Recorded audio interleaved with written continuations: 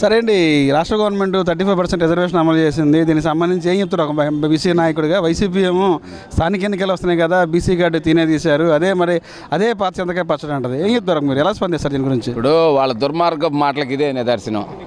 అసలు మొట్టమొదటిసారిగా తెలుగుదేశం పార్టీ బీసీలకి 20% రిజర్వేషన్ కల్పించింది ఆనాడు నందమూరి తారక రామారావు గారు. ఆ తరువాత నారా చంద్రబాబు నాయుడు గారు 34% రిజర్వేషన్ని అమలు చేస్తూ ఉంటే, మీరు ప్రభుత్వంలోకి వచ్చిన తర్వాత ఇదే బీసీలందరినీ నమ్మబలుక్కొని మీరు అధికారంలోకి వచ్చిన తర్వాత 24% తగ్గించటం వల్ల 16,472 మంది బీసీ సోదరులు వార్డు మెంబర్లుగా, సర్పంచులుగా, ఎంపీటీసీలుగా, జడ్పీటీసీలుగా, కార్పొరేటర్లుగా అనేక రకాలుగా నష్టపోయిన మాట వాస్తవమా కాదా? ఈరోజు రాష్ట్రంలోని బీసీ సోదరులందరూ చూస్తూ ఉన్నారు. మా పార్టీ తెలుగుదేశం పార్టీ బీసీల పార్టీ అని పదే చెప్పేటువంటి నారా చంద్రబాబు నాయుడు గారు అధికారంలోకి వచ్చిన వెంటనే ఈరోజు మళ్ళీ 34% చట్టం చేశారు.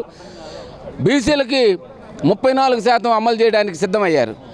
వైసీపీ బీసీల ద్రోహి అనడానికి ఇంక వేరే పదం ఏమన్నా వాడాలా? బీసీ సోదరులారా, మీరు ఇంకేమైనా వాడతారా? ఈ 16,472 పోస్టుల్ని బీసీ సోదరులు లాగేసుకున్న ఆయన బీసీల పక్షపాత, బీసీల గురించి మాట్లాడే అర్హత వైసీపీ ప్రభుత్వానికి కానీ జగన్మోహన్ రెడ్డి గారికి కానీ ఉందా? కాబట్టి ఈ సందర్భంగా మేమంతా కూడా నారా చంద్రబాబు నాయుడు గారికి రాష్ట్రంలోని బీసీలంతా కూడా పార్టీలకు అతీతంగా హర్షధ్వానాలు తెలియజేస్తున్నారు. రేపు పోటీ చేసేటువంటి Telugu Desam party, Janasena, BJP, YCP ఏ పార్టీలో నుంచి అధికారంలోకి వచ్చిన బీసీలకి 34% రిజర్వేషన్ అమలవుతుంది. కాబట్టి బీసీ సోదరులారా, బీసీల పక్షపాతి తెలుగుదేశం పార్టీ అని మరొకసారి తెలియజేస్తూ నారా చంద్రబాబు నాయుడు గారికి ఇప్పుడే పాలాభిషేకం చేశాం. వారి చిత్రపటానికి కేశినేని భవన్లో కేశినేని చిన్ని గారి నాయకత్వంలో. కాబట్టి బీసీల పక్షపాతి నారా చంద్రబాబు నాయుడు గారు, తెలుగుదేశం ప్రభుత్వం. బీసీ మీద అంత ప్రేమ ఉంటే చంద్రబాబు నాయుడు గారు ముఖ్యమంత్రి పదవి బీసీలకు ఇస్తారనేది వైసీపీ చెప్పింది. మరి వాళ్ళు ఇస్తారేమో అడగండి. వాళ్ళు ఏమన్నా ఇప్పుడు జగన్మోహన్ రెడ్డి గారు బీసీలకు ముఖ్యమంత్రి ఇస్తారేమో అడగండి. ఆ కాపుల్ని అడ్డం పెట్టి తెగదిట్టిస్తున్నాడు కదా పవన్ కళ్యాణ్ గారిని, వాళ్ళకి ఇస్తారేమో అడగండి. మనం ఒక మాట అనేటప్పుడు ఈ మాటలో ఎంతవరకు వాస్తవికత ఉంది? తెలుగుదేశం పార్టీలో బీసీలకి పెద్దపీట వేసినటువంటి పార్టీ ఆ రోజు నందమూరి తారక రామారావు గారి నుంచి ఈ రోజు వరకు నారా చంద్రబాబు నాయుడు గారు, లోకేష్ గారి వరకు బీసీలకి పెద్దపీట.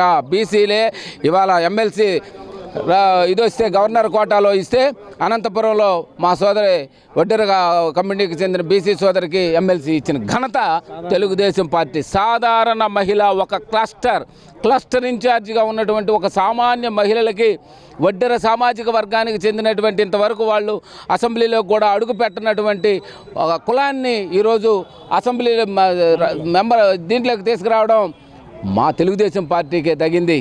వరలరామయ్య గారు ఇలా సీనియర్ కార్యకర్త, కష్టపడి పనిచేసేటువంటి వ్యక్తికి ఈరోజు దక్కిందని అందరూ తెలియజేస్తున్నారు. ఇది తెలుగుదేశం పార్టీ, ఇది బీసీల పక్షపాతి, ఎస్సీ ఎస్టీల పక్షపాతి తెలుగుదేశం పార్టీ. ఉన్నత వర్గాలకి మీరు ఎవరెవరికి ఇచ్చారో ఒక్కసారి లిస్టు చెప్పండి అని తెలియజేస్తూ అదే వాళ్ళ విజ్ఞతకు వదిలేస్తున్నాం. వైసీపీ వాళ్ళకి మాటలు ఇంకా ప్రజలు నమ్ముతారన్నారు ఆంధ్రప్రదేశ్ ప్రజలు? ఇక నమ్మే ప్రసక్తి లేదు. ముఖ్యంగా బీసీలు పూర్తిగా తిరస్కరిస్తారు జగన్మోహన్ రెడ్డి గారిని.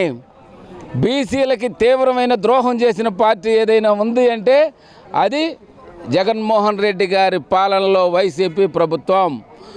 34% ఉన్న రిజర్వేషన్ని అమాంతం 24 తీసుకొచ్చి 16,472 మందిని అన్యాయంగా పక్కన పెట్టారు. కాబట్టి ఇప్పుడు చంద్రబాబు నాయుడు గారికి, తెలుగుదేశం పార్టీకి, కూటమి ప్రభుత్వానికి యావత్ బీసీలంతా కూడా వెన్నుదన్నుగా ఉంటారు, అండగా ఉంటారు.